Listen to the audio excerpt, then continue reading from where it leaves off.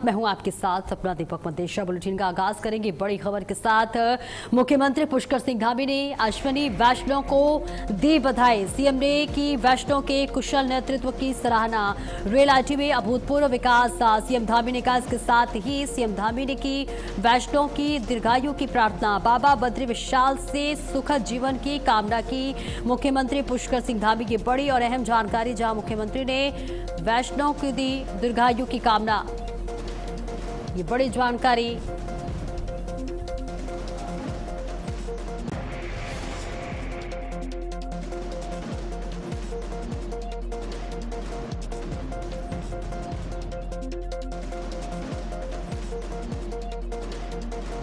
बड़ी जानकारी आप तक पहुंचा रहे, जहां केंद्रीय मंत्री अश्विनी वैष्णव का जन्मदिन है और जन्मदिन के मौके पर देश भर से उन्हें बधाइयां मिल रही है। सुबह प्रधानमंत्री नरेंद्र मोदी ने भी सोशल मीडिया के जरिए केंद्रीय मंत्री को उनके जन्मदिन की बहुत बहुत शुभकामनाएं दी। इसके साथ ही तमाम दिग्गज नेताओं ने वैष्णव को उनके जन्मदिन के मौके पर बहुत शुभकामनाएं और बधाई दी। और इस बीच मुख्यमंत्री पुष्कर सिंह धामी ने भी वैष्णव को जन्मदिन पर बहुत बहुत बधाई और शुभकामनाएं की। और इसके साथ ही साथ उनके किए गए तमाम कार्यों की भी सराहना करते हुए मुख्यमंत्री पुष्कर सिंह धामी नजर आए। रेल आईटी में अभूतपूर्व विकास हुआ, सीएम धामी ने कहा। इसके साथ ही साथ तमाम बातों का जिक्र करते हुए मुख्यमंत्री पुष्कर सिंह धामी नजर आए। तस्वीर आप तक साझा कर रहे हैं, जहां सीएम धामी ने अश्विनी वैष्णव को उनके जन्मदिन के मौके पर बधाई और शुभकामनाएं दी। साथ ही साथ उनके उत्तम स्वास्थ्य की भी कामना करते हुए नजर आए। तो आज केंद्रीय मंत्री अश्विनी वैष्णव का जन्मदिन है और इस खास मौके पर देश भर से उन्हें बधाइयां मिल रही हैं।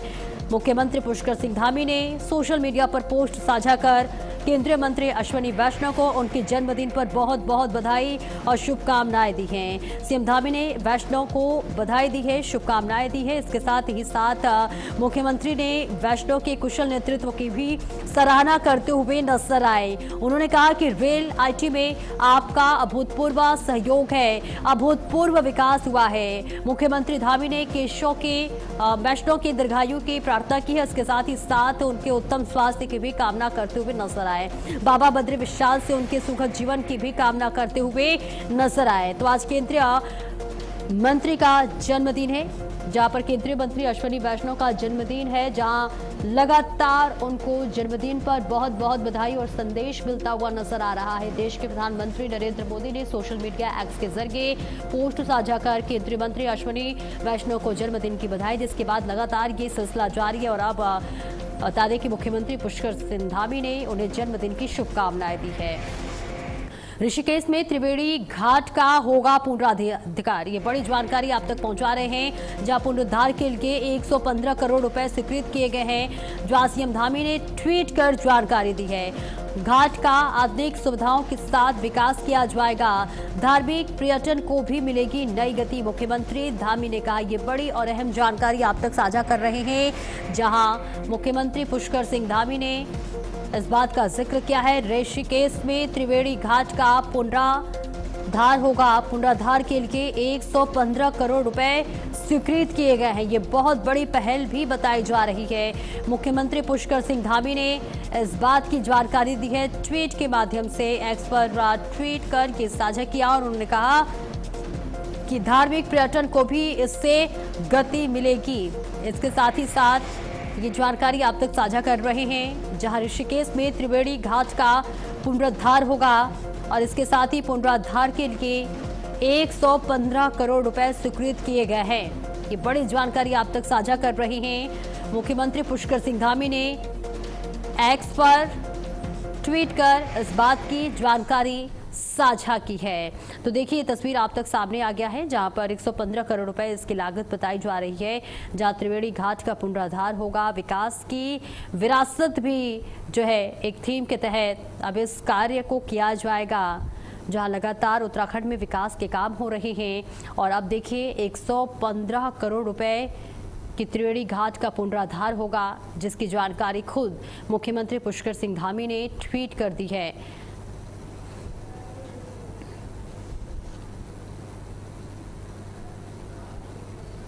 और देहरादून में सीएम धामी ने नेता प्रतिपक्ष राहुल गांधी पर निशाना साधा है। उन्होंने कहा कि राहुल गांधी को कांग्रेस शासनकाल में भ्रष्टाचार से अवगत कराना चाहिए।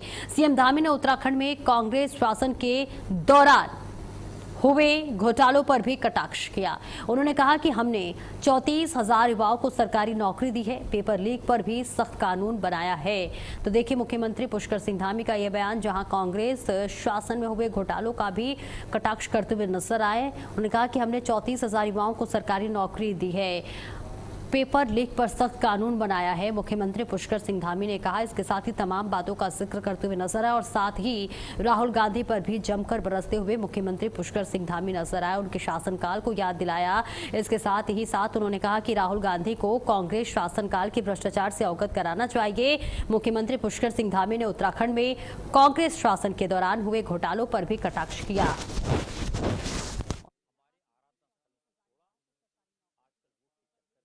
सख्त कानून बनाया है, तो कांग्रेस पर निशाना साधते हुए मुख्यमंत्री पुष्कर सिंह धामी नजर आए। राहुल गांधी पर जमकर निशाना साधा। उन्होंने बताया कि किस तरह से कांग्रेस के शासनकाल में भ्रष्टाचार चरम पर था और ऐसे में राहुल गांधी को अपने शासनकाल के, अपने पार्टी के शासनकाल को याद करना चाहिए, अवगत होना चाहिए। मुख्यमंत्री ने कहा कि हमने 34,000 युवाओं को सरकारी नौकरी दी है, पेपर लीक पर भी सख्त कानून बनाया है।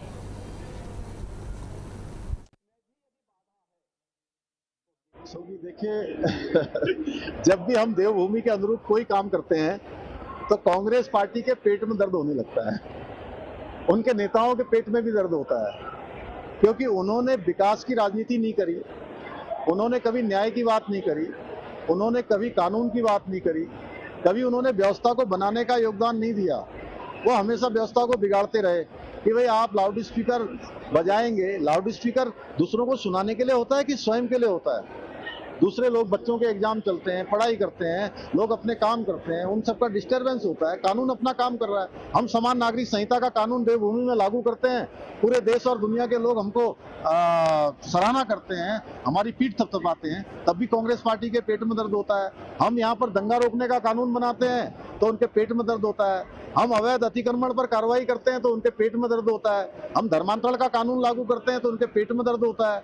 हम जो है राज्य के मदरसा बोर्ड को समाप्त करके सभी बच्चों के लिए आधुनिक शिक्षा का प्रबंध करते हैं, शिक्षा का अल्पसंख्यक शिक्षा में प्राधिकरण बनाते हैं, तो उसमें भी उनके पेट में दर्द होता है। तो जब भी हम व्यवस्था बनाने की बात करते हैं, क्योंकि वो हमेशा वोट बैंक के लिए काम करते रहे हैं, वोट बैंक उनको दिखाई देता है, उनको राज्य का हित नहीं दिखाई देता है, राष्ट्र नीति नहीं दिखाई देती है, लोकहित नहीं दिखाई देता है। और हम लोकहित को प्राथमिकता देते हैं। जो लोकहित का काम होगा, जो देवभूमि के अस्तित्व के साथ किसी भी प्रकार का कोई समझौता नहीं किया जाएगा, यहाँ का देवत्व किसी कीमत पर समाप्त न हो।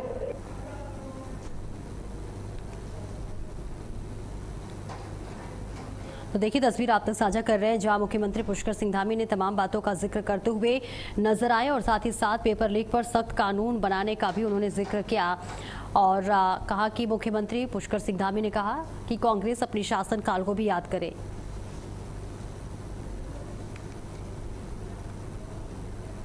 और आगे बढ़ते हैं, उत्तराखंड के एमएसएमई के कैबिनेट मंत्री भरत सिंह चौधरी ने रुड़की के माटी कला बोर्ड के प्रशिक्षण केंद्र में आयोजित कार्यक्रम में हिस्सा लिया। इस दौरान भरत सिंह चौधरी ने माटी कला से जुड़े प्रजापति समाज के कारीगरों को प्रशस्ति पत्र प्रदान कर सम्मानित किया। स्थानीय कार्यकर्ताओं और माटी कला से जुड़े लोगों ने कैबिनेट मंत्री का स्वागत कर अभिनंदन किया। कार्यक्रम में कारीगरों ने कैबिनेट मंत्री को मिट्टी की उपलब्धता के बारे में बताया। साथ ही कारीगरों ने भरत सिंह चौधरी को मिट्टी पर लगे प्रतिबंध सहित कई समस्याओं से अवगत कराया। इसके साथ ही आपको बता दें कि कारीगरों ने मिट्टी की उपलब्धता को सुगम बनाने और माटी कला व्यवसाय को बढ़ावा देने के लिए आवश्यक कदम उठाने की मांग भी की। कैबिनेट मंत्री ने समस्या के जल्द निवारण का भरोसा दिलाया। इस अवसर पर राज्य मंत्री शोभाराम प्रजापत, पूर्व विधायक देशराज कंडवाल, मेयर अनीता, ललित अग्रवाल, भाजपा जिलाध्यक्ष डॉक्टर मधु सिंह, भाजपा प्रदेश उपाध्यक्ष राकेश गिरी, राज्य मंत्री आदेश सैनी सहित भाजपा के पदाधिकारी, कार्यकर्ता और माटी कला से जुड़े कारीगर बड़ी संख्या में उपस्थित रहे। तो लोगों ने अपनी समस्याएं रखी हैं। मंत्री ने समस्याओं के निवारण का भरोसा दिलाया है। इसके साथ ही प्रशिक्षण केंद्र के आयोजित कार्यक्रम में पहुंचे हुए थे मंत्री, जहां उन्होंने तमाम फरियादियों की फरियाद को सुनते हुए नजर आए और सभी की समस्याओं को सुनकर जल्द से जल्द समस्याओं के समाधान का भरोसा देते हुए मंत्री नजर आए। ये तस्वीर आप तक साझा कर रहे हैं। विशेष कार्यक्रम का आयोजन किया गया था, जहां मौजूदगी रही इनकी, और इस बीच उन्होंने जो भी लोगों की समस्याएं हैं, सभी समस्याओं के त्वरित समाधान के लिए निर्देश देते हुए नजर आए। और देहरादून में उत्तराखंड के शिक्षा मंत्री डॉक्टर धन सिंह रावत ने समय शिक्षा की समीक्षा बैठक में साल 2025-26 तक के स्वीकृत निर्माण कार्यों की समीक्षा की। बैठक में कार्यदायी संस्थाओं को चेतावनी दी गई कि समग्र शिक्षा परियोजना के तहत कार्य कर रही संस्थाओं को मंत्री ने फटकार लगाते हुए कार्य समय पर पूरा करने को कहा। इतना ही नहीं, मंत्री ने कार्य समय पर पूरा न करने पर कड़ी कार्रवाई की चेतावनी दी। इसके साथ ही परियोजना के अंतर्गत जो निर्माण कार्य अभी तक शुरू नहीं हो पाए हैं, उनको शीघ्र शुरू करने के लिए निश्चित समय सीमा के भीतर पूरा करने को भी कहा। बैठक में विद्यालयी शिक्षा महानिदेशक आकांक्षा कोंडे, अपर परियोजना निदेशक समग्र शिक्षा एवं निदेशक प्राथमिक शिक्षा के एस रावत, उप राज्य परियोजना निदेशक पलवीर लैंड, इसके साथ ही अजित भंडारी, प्रद्युमन सिंह राव सहित अन्य विभागीय अधिकारी मौजूद रहे। तो सभागार में समग्र शिक्षा की समीक्षा बैठक आयोजित की गई है। डॉक्टर धन सिंह रावत ने इस बैठक की अध्यक्षता की है, जहां कार्यदायी संस्थाओं को चेतावनी दी गई है। आपको बताते चले, निर्माण कार्यों के शुरू न होने पर नाराजगी जताई गई है। इस बीच ये तस्वीर आप तक साझा कर रहे हैं। सभागार में समग्र शिक्षा समीक्षा बैठक हुई है और इस बैठक में डॉक्टर धन सिंह रावत ने इसकी अध्यक्षता करते हुए नजर आए। इसके साथ ही सख्त चेतावनी भी दी गई है। तो तस्वीर आप तक साझा करें, जहां विशेष कार्यक्रम का आयोजन किया गया था। डॉक्टर धन सिंह रावत इस कार्यक्रम में शामिल हुए और सख्त हिदायत देते हुए भी नजर आए। इसके साथ ही तमाम बातों का जिक्र करते हुए नजर आए, जिसकी तस्वीर आप तक साझा कर रहे हैं। इस दौरान तमाम अधिकारी मौजूद रहे। और मसूरी के नगर पालिका परिषद की बोर्ड बैठक में यूएमपीजी कॉलेज के प्रांतीयकरण का प्रस्ताव बहुमत की पारित कर शासन को भेजने का निर्णय लिया गया है। बैठक में पूर्व प्रशासक के कार्यकाल में करोड़ों रुपए खर्च कर शुरू की गई गोल्फ कोर्ट और शटल सेवा पर जमकर सवाल उठे। सभासद पवन तलवार और जसवीर कौर ने आरोप लगाया है कि करोड़ों रुपए खर्च होने के बावजूद दोनों योजनाएं बंद पड़ी हैं। सभासदों ने पूरे मामले की उच्च स्तरीय जांच कर जिम्मेदार अधिकारियों के खिलाफ कार्रवाई की मांग की है। बोर्ड बैठक में शिक्षा विकास कार्यों और वित्तीय पारदर्शिता के मुद्दों पर भी तीखी बहस पूरी समय चर्चा का विषय केंद्र बनी रही।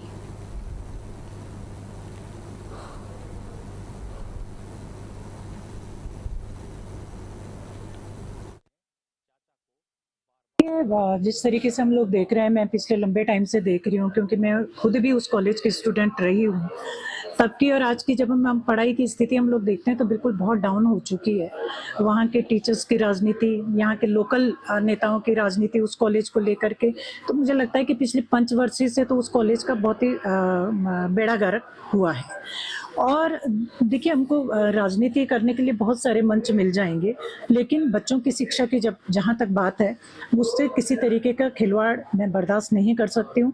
इसलिए मेरा ही नहीं, पूरे बोर्ड का ये मानना है कि उस कॉलेज का प्रांतीयकरण होना चाहिए, ताकि वहाँ जो जिस तरीके से लोकल राजनीति होती है वो भी खत्म हो जाए और जो टीचर्स की जो मोनोपोली वहाँ पे रहती है वो भी खत्म हो जाए। दूसरा, वहाँ पर जो है लेक्चरर हैं, उनका यहाँ से तबादला नहीं हो पा रहा था, क्योंकि उससे बहुत ज़्यादा राजनीति हो रही थी। और कई हमारे संविदा कर्मी हैं वहाँ पर, तो उनका भी नियमितीकरण हम नहीं कर पा रहे थे कि तो सरकार के अगर अंतर्गत हो जाते हैं तो सरकार उनको जो है उनको संविदा से हटाकर उनका नियमितीकरण कर सकती है। तो इससे और सब्जेक्ट्स भी वहाँ पर आ सकते हैं, क्योंकि वहाँ पर अभी सिर्फ बीए और एमए ही ऐसे ही है, कुछ ज़्यादा सब्जेक्ट नहीं है। तो अगर वो शिक्षा विभाग के पास चला जाएगा तो शिक्षा विभाग वहाँ पर हो सकता है उसको प्रोफेशनल कुछ सब्जेक्ट भी ले आए, जैसे जिससे कि बच्चों को जैसे एमबीए है, बीबी है, इस तरह के सब्जेक्ट भी वहाँ पर आ सकते हैं। क्योंकि कॉलेज के हित के लिए ये कार्य किया गया है, और कॉलेज में जो ये आलतू फालतू की राजनीति, पढ़ाई का जो माहौल ख़राब हो रहा था उसको देखते हुए, और कॉलेज में अच्छे अच्छे सब्जेक्ट आए, कॉलेज में जो छात्रों की घटती हुई संख्या को देखते हुए ये निर्णय लिया गया। चाहे अधिकारी हो, चाहे किसी भी स्तर का अधिकारी हो, जनता का पैसा तो जनता का पैसा है ना। और कांवड़ यात्रा के दौरान डीजे को लेकर उठ रहे सवालों पर उत्तराखंड के परिवहन मंत्री प्रदीप बत्रा ने बयान दिया है। उन्होंने स्पष्ट किया है कि भजन कीर्तन और भगवान शिव की आराधना हमारी परंपरा का हिस्सा है, लेकिन अत्यधिक तेज आवाज वाले डीजे जिनमें कि लोगों को परेशानी हो या फिर सड़क सुरक्षा प्रभावित हो, उन्हें अनुमति नहीं दी जाएगी। तो देखिए, यात्रा सुगम और यादगार बना रहे। कांवड़ यात्रा में डीजे परिवहन मंत्री का ये पूरा बयान सामने आया है। उन्होंने कहा है कि भगवान शिव की आराधना हमारी परंपरा का हिस्सा है।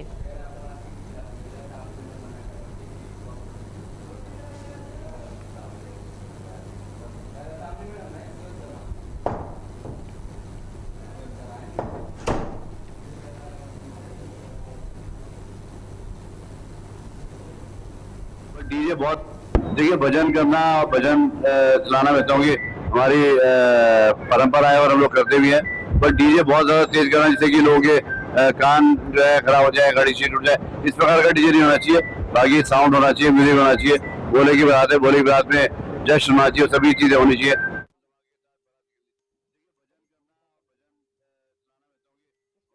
और इस बीच देहरादून से बड़ी खबर आपको दे दी, जहां आज कक्षा 12वीं तक के सभी स्कूल बंद हैं। भारी बारिश के लिए अलर्ट जारी किया गया है, जिसके बाद स्कूल बंद कर दिया गया है। जिलाधिकारी ने जारी किया है आदेश। एनडी ने जारी किया था ऑरेंज अलर्ट। ये बड़ी और अहम जानकारी आप तक साझा कर रहे हैं, जहां जिलाधिकारी के निर्देश के बाद से स्कूल को बंद कर दिया गया है। 12वीं के स्कूल को बंद कर दिया गया है। तेज बारिश के लिए IMD ने ऑरेंज अलर्ट जारी किया है, जिसके बाद ये बड़ा फैसला लिया गया है और कक्षा 12 तक के सभी स्कूल आज बंद कर दिए गए हैं। भारी बारिश के बाद ये बड़ा फैसला लिया गया है। मौसम विभाग ने ऑरेंज अलर्ट जारी किया है, जिसको देखते हुए 12वीं तक की क्लास को आज बंद कर दिया गया है। स्मिता हमारी सहयोगी ज्यादा जानकारी के लिए हमारे साथ जुड़ रही हैं। स्मिता, अभी क्या कुछ स्थिति है मौसम का, क्योंकि देखिए मौसम विभाग ने ऑरेंज अलर्ट जारी किया है।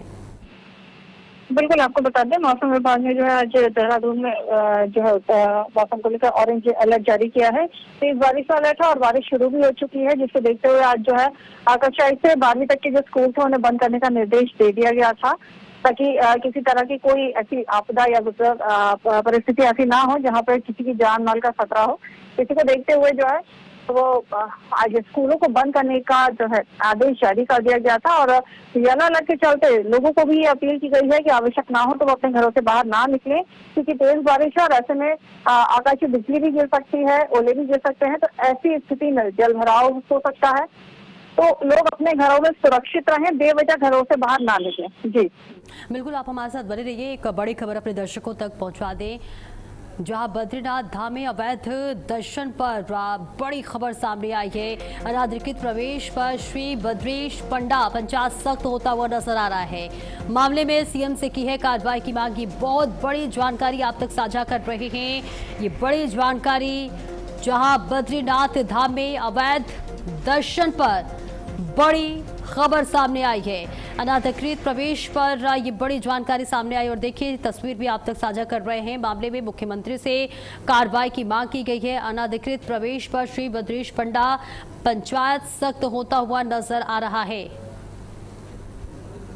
और स्मिता, वापस से आपका रुख करूंगी। ये देखिए बड़ा एक तरह से मामला सामने आया है, जहां अनाधिकृत प्रवेश पर CM से कार्रवाई की मांग की गई है। तो चलिए वापस आपसे जुड़ने की कोशिश करेंगे, लेकिन इस बीच ये बड़ी जानकारी आप तक पहुंचा दे। इस पूरे मामले में मुख्यमंत्री से कार्रवाई की मांग की गई है। अनाधिकृत प्रवेश पर श्री बद्रीश पंडा पंचायत अब सख्त होता हुआ नजर आ रहा है और इस पूरे मामले पर मुख्यमंत्री से गुहार लगाई गई है। मुख्यमंत्री से कार्रवाई की मांग की गई है, जिसकी तस्वीर आप तक साझा कर रहे हैं। और चलिए स्मिता, वापस से आपका रुख करूंगी। अब इस पूरे मामले में देखिए अनाधिकृत प्रवेश पर श्री बद्रीश पंडा पंचायत सख्त होता हुआ नजर आ रहा है। मुख्यमंत्री से हस्तक्षेप की मांग की गई है। बिल्कुल, आपको बता दें, जिस तरह से बद्रीनाथ धाम में पहले तो बद्रीनाथ जो चढ़ावा था वो चोरी प्रकरण अभी सुलझा भी नहीं है, कि उसके बीच में VVIP दर्शन का भी मामला उठा था, जहां पर लोग VVIP और अवैध तरीके से जो है दर्शन करने के लिए एंटर करते थे गेट नंबर 2 से, जिस पर जो बद्री पंचायत है उन्होंने सख्त निर्देश दिए। उन्होंने सख्त एक्शन को लेकर मुख्यमंत्री से अपील की है कि इस तरह से दर्शन ना किए जाएं। लोग यहाँ आते हैं, श्रद्धालु यहाँ आते हैं तो सभी एक बराबर है, भगवान के दर पर आने वाले और सभी जो नियम है उनके अनुरूप, जो अनुशासन है उसके अनुरूप भगवान के दर्शन करें, ना कि किसी को वीवीआईपी ट्रीटमेंट मिले या फिर अवैध तरीके से लोग यहाँ आकर दर्शन करें। जिसके लिए उन्होंने गेट नंबर 2 पर जो एंट्री कराई जाती थी उस पर उन्होंने सख्त रुख अपनाया और उन्होंने मुख्यमंत्री से इस पर हस्तक्षेप करने की जो है वो मांग की है कि मुख्यमंत्री इस पर अपना हस्तक्षेप करें और ऐसी चीजों को बंद करवाएं। बिल्कुल, ये एक सख्त कदम माना जा रहा है। बहुत बहुत शुक्रिया आपका स्मिता इस महत्वपूर्ण जानकारी के लिए। और इसी के साथ इस बुलेटिन में इतना ही। खबरों का सिलसिला लगातार जारी है।